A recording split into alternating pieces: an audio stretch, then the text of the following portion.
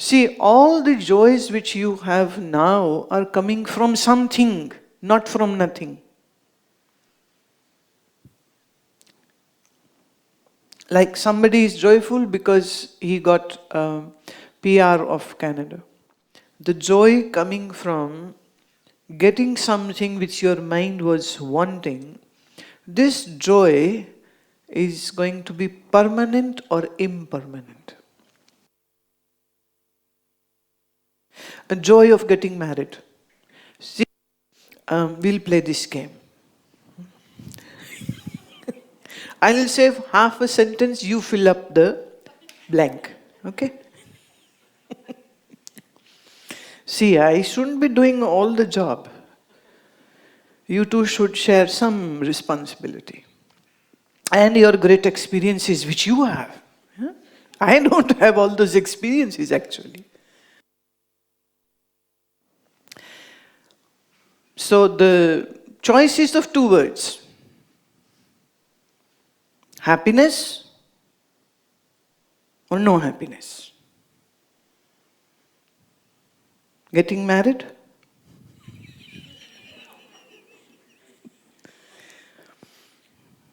Okay, I'll make it little softer for you. The happiness is conditional. Is? And the happiness permanent or impermanent? Let's go like. So marriage will give you happiness which is? Getting PR in Canada, Australia, America. Happiness is? Getting a very big, heavy salary job in some corporate is, but happiness is getting children born in your, is, joy is getting a Bugatti car. Joy is becoming President of the United States of America.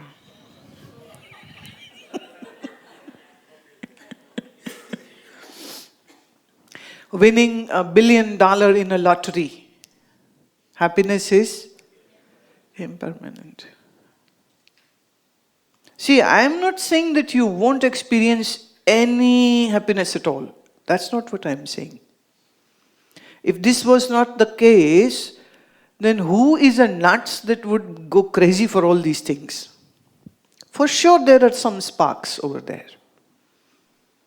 But because you don't know where the permanent joy is, hence your only option is the impermanent one.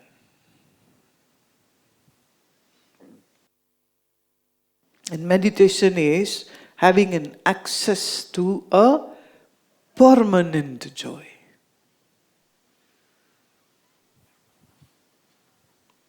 So that is why it is important for every human mind to learn this art where you get an access to permanent joy, which is not conditional or temporary or impermanent.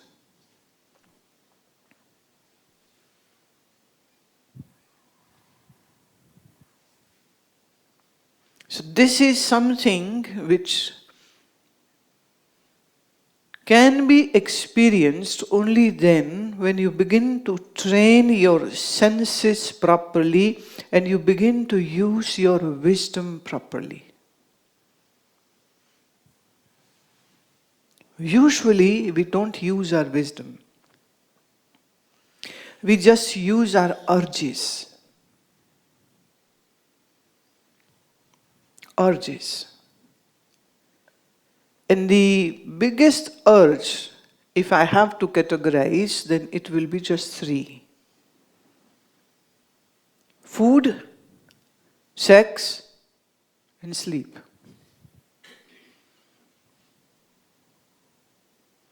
Body cannot live without food. When hormones will play out, then the need of sex is going to be there. And when you have eaten and have sex, then what is left? Sleep. Sleep is the biggest urge. Nobody trains you for this.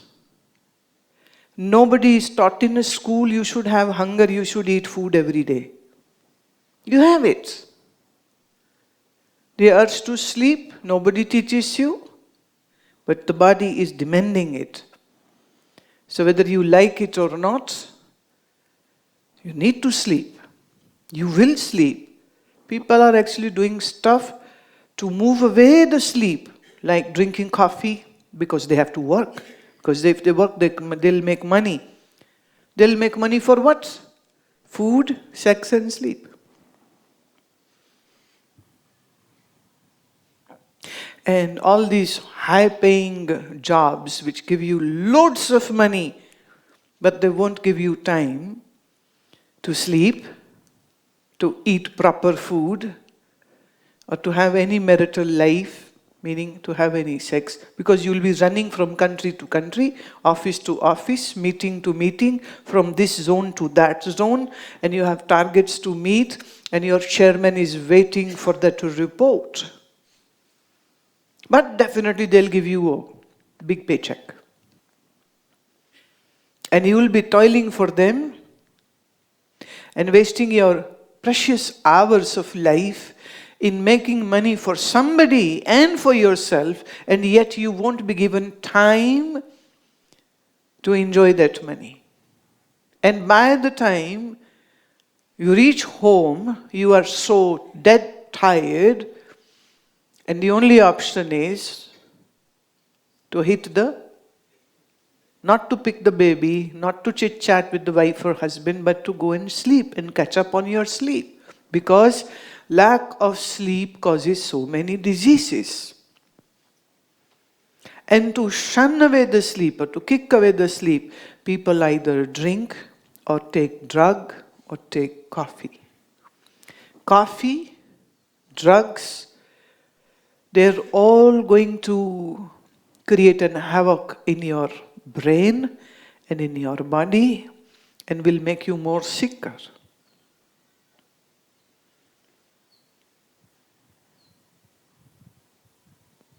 Right?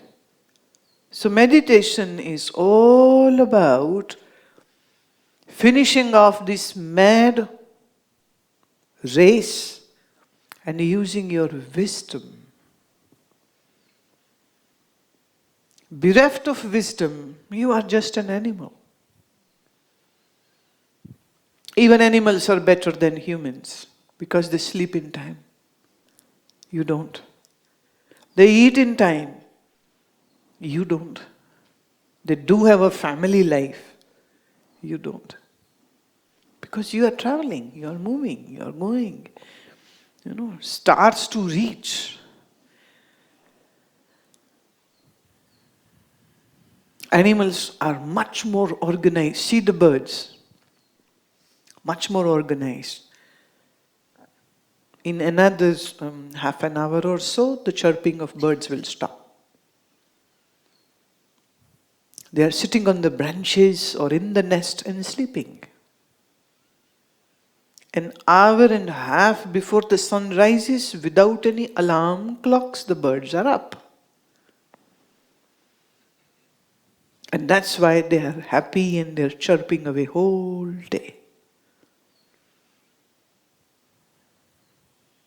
When you are hogging off in offices, on the desks, the birds are chirping.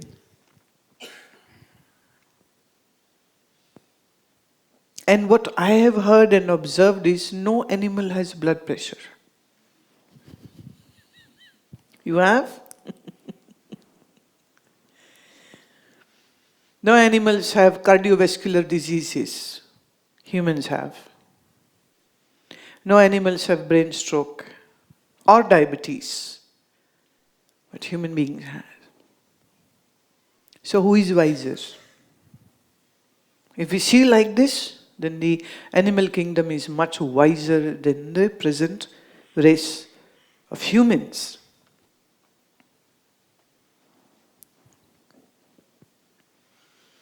Now, The tendency of your senses is to go outward all the times. Shri Krishna says, Indriyanam hi charatam yanmano anuvidhiyate tadasya harati pragyam vayurnavam avivambhavasi. Your senses are always busy in traveling out to the objective world. Always. And when you can't have those objects, then your mind ponders and thinks about them, or fantasizes about them. But this trend of your senses to go outward is actually stealing your wisdom. Harati pragyam. Harati means to steal. Pragyam means your wisdom. आपके विवेक को आपकी विषय लोलुपता, विषयों की भूख, आपकी वासना, आपकी प्रज्ञा, आपकी बुद्धि को छीन लेती। तो ये पता है कि ये विषय हमेशा नहीं रहेंगे, लेकिन फिर भी उन विषयों की चाह तुम्हारा मन करता है।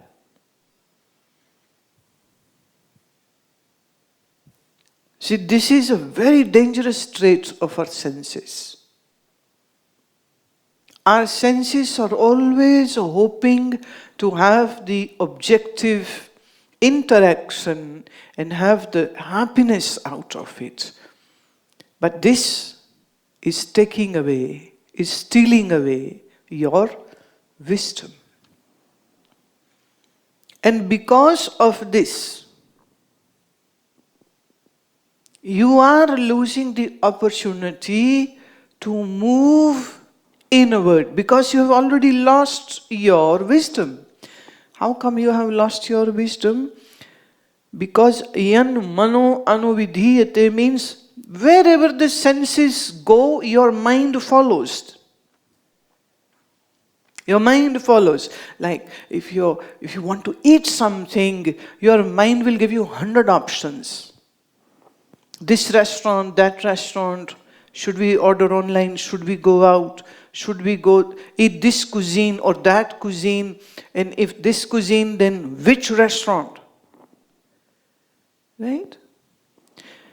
Your eyes want to watch something, your mind will give you thousands of options, this, and then you have to pick.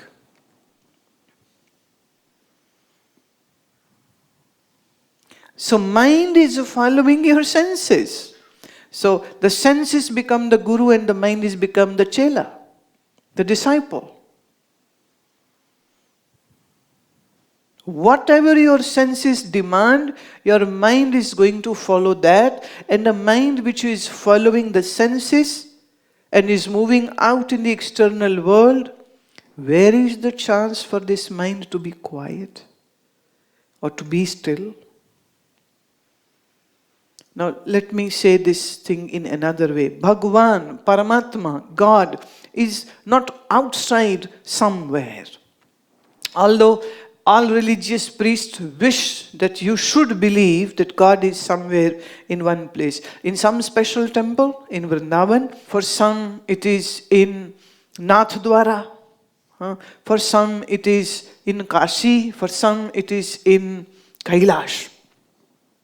For some, there is one spot which every religion has picked up. And they say, this is the spot, the holiest of all.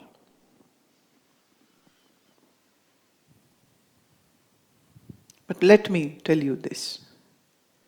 Lord is not outside of you.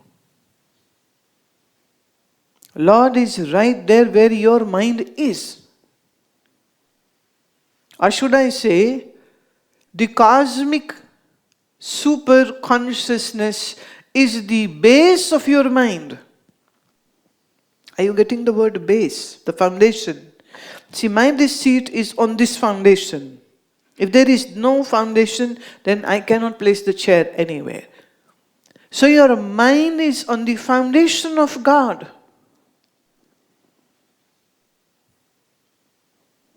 God is not a very complete word, so please go with me. I would like to use the word Parabrahma. Parabrahma. Because the moment I say the God, then all this nonsense of Christian God, Hindu God, Muslim God, Sikh God is going to come in. That's why I wish to choose the word Parabrahma. Parabrahma, that which exists. I'm saying just the word that, T-H-A-T, that. I'm not going to use the word God. I will say that which, and I'm not saying who. Because the moment I say who, it will be male or female. Who? Who is for some gender defining. So I won't say who. I'll say which. That which exists, that which is conscious, that which is omniscient, that which is present, that which is infinitum, that which is absolute. Or I can just say one word, Parabrahm. See, I have explained it. Parabrahm, and this all detail, just one word. So mind is in the lap of Parabrahm, and Parabrahm's temperament is of being blissful. See, what a strange nonsense it is. Mind is in the lap of Ananda, and the mind is hankering outside in the world to get joy.